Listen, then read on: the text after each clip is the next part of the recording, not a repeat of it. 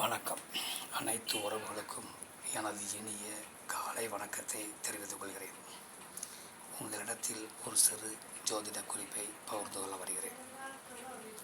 ஒரு ஜாதகத்தில் பார்த்தவுடன் சொல்லிவிடலாம், இது யோக ஜாதகம். இந்த ஜாதகர் ஒரு காலகட்டத்தில் சிரமப்பட்டாலும் ஒரு காலகட்டத்தில் செல்வத்தை ஈட்டி செழிப்போடு வாழ்வார், பேர் புகழ் அடைவார். இவரால் 10 பேர் வாழக்கூடிய அளவுக்கு சக்தி வாய்ந்தவராக இருப்பார் என சொல்லிவிடலாம். அப்படிப்பட்ட அமைப்பில் ஏராளமான அமைப்புகள் ஜாதகத்தில் உள்ளது. அதில் ஒரு அமைப்பை மட்டும் நாம் இப்பொழுது பார்ப்போம். குரு பகவானை பற்றியது. குரு பகவான் தனக்காரகன், குழந்தை காரகன், அறிவுக்கு உரியவர், அமைதிக்கு உரியவர், மதிப்புக்கு உரியவர், கௌரவத்துக்கு உரியவர், முழு சுபகரகம். அந்த குரு பகவான் உங்கள் ஜாதகத்தில் எங்கு இருக்கிறார் என பாருங்கள்.